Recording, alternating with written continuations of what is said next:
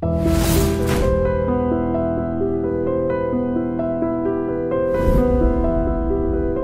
Of the most serious white collar offence కృషి bank. కృషి bank Venkateswararao గారికి మీకు చాలా మంచి అనెక్డోట్స్ నడిచాయి. అంటే మీరు బ్యాంకాక్ వెళ్ళటం, అతన్ని తీసుకురావటం. సో ఆ process can you just narrate? Because నేను విన్నది ఏంటంటే అతను మిమ్మల్ని మొహం మీద డైరెక్ట్గా ఆన్ ఫేస్ అడిగాడంట కదా, అసలు ఎలా కనుక్కున్నావు, నేను ఇక్కడ ఉన్నానని నీకు ఎలా తెలిసింది? అవును. He asked you seriously? yes he asked me. ఏదో సినిమాటిక్ ఉంది నాకైతే. లేలే, పక్కకు కూర్చొని అడిగాడు ఫ్లైట్లో. అయితే ఏంటంటే ఈ కేసు నేను సిఐడిలో వెళ్ళకముందు అదే అప్పుడు బ్యాంక్ స్కామ్స్ చాలా బయటపడ్డాయి. చార్మినార్ బ్యాంక్, ప్రుడెన్షియల్ బ్యాంక్, చాలా స్కామ్స్ బయటపడ్డాయి, మహేష్ బ్యాంక్ అని. సో ఈ కేసు కృషి బ్యాంక్ సంబంధించిన కేసు ఇది. సో ఇతను చీట్ చేసి ఆ టైంకి పారిపోయాడు ఇక్కడి నుంచి. He escaped. అయితే దాని తర్వాత అంటే దానికి మళ్ళీ చాలా కాంట్రవర్సీ అయింది, ఆఫీసర్స్ ఇన్వాల్వ్మెంట్ ఉంది, ఇది అది అని చాలా. అయితే నేను వెళ్ళేసరికి అది ఆల్మోస్ట్ కోల్డ్ స్టోరేజ్లో పెట్టేసిన కేసు అది. అంటే ఎవరు పారిపోయాడు, ఇక ఇక్కడ మన దేశాలలో లేడు, ఇక ఏం చేస్తామని వదిలేశారు. దాన్ని వెళ్ళి నేను ఎకనామిక్ ఆఫెన్సెస్ డిఐజీగా వెళ్ళాను. అప్పుడు ఈ కేసు ఆ ఫైల్ వస్తూ ఉంది, ఏంటి ఎందుకు ఎట్లా పడుందని మొత్తం ఫైల్ తీసి అరే ఇది ఎందుకు కనుక్కోవద్దు అని పట్టుదలతో అన్నీ స్టార్ట్ చేశాను. అంటే ప్రాసెస్ మళ్ళీ మన డీజీ సిఐడి వారికి చెప్పి స్టార్ట్ చేశాను. అంటే దీంట్లో ఏంటంటే ప్రాసెస్లో పెద్ద అంటే కాంప్లికేటెడ్. అతను ఎక్కడున్నాడో తెలియదు. అదే టైంకి ఏమైందంటే ఇతను ఇంటర్పోల్ రెడ్ కార్నర్ నోటీస్ ఇతని పైన లైవ్గా ఉంది. ఓకే. ఇతన్ని థాయిలాండ్ పోలీస్ పట్టుకుంది. అంటే ఇంటర్పోల్ అంటే వరల్డ్ వైడ్ అన్ని పోలీస్ ఆర్గనైజేషన్స్లో ఇది ఉంటుంది, అలర్ట్స్ ఉంటాయి అక్కడ. సో ఇతను ఏదో ఇక్కడ బ్యాంకాక్లో ల్యాండ్ అయ్యి వెళ్ళినప్పుడు ఏదో అలర్ట్ వచ్చినట్టుంది అక్కడ.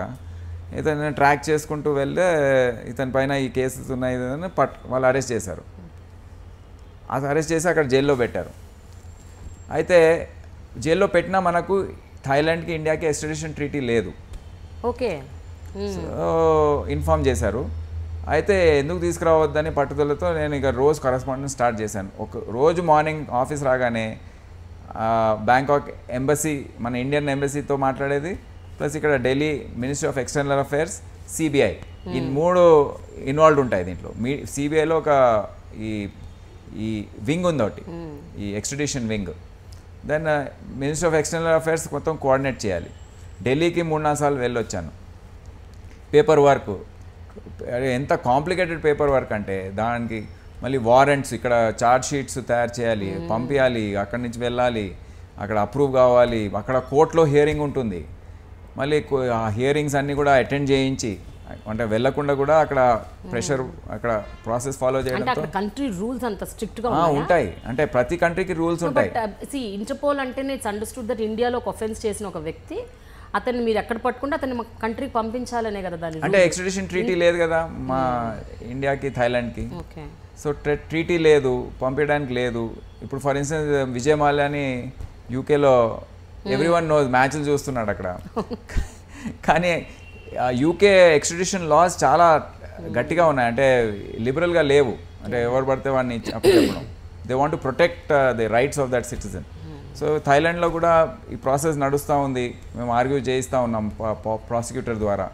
ఫైనల్గా వాళ్ళు అతన్ని చేశారు, అంటే they found him guilty and అదంతా తీసుకెళ్ళమని చెప్పారు. ఓకే. అంటే మీరు వచ్చి తీసుకెళ్ళమని. అప్పుడు ఆ ప్రాసెస్ కూడా చాలా లెంతీ ప్రాసెస్.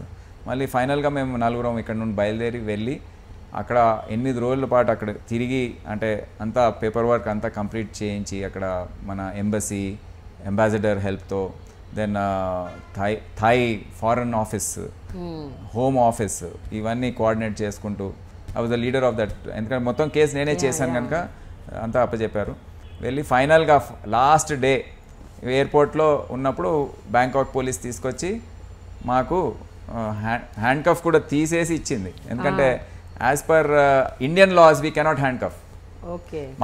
మాకు థాయ్ పోలీస్ కానీ హ్యాండ్ కఫ్ కానీ మేము చేయలేము. అటువంటి జాగ్రత్తలు కూడా తీసుకోవాలి. హ్యాండ్ కఫ్ కూడా చేయలేదు. సో అప్పచెప్పారు. మేము ఇద్దరు ఆఫీసర్స్ ఇక్కడ పట్టుకున్నారు, తీసుకెళ్ళి ఫ్లైట్లో కూర్చోబెట్టాం.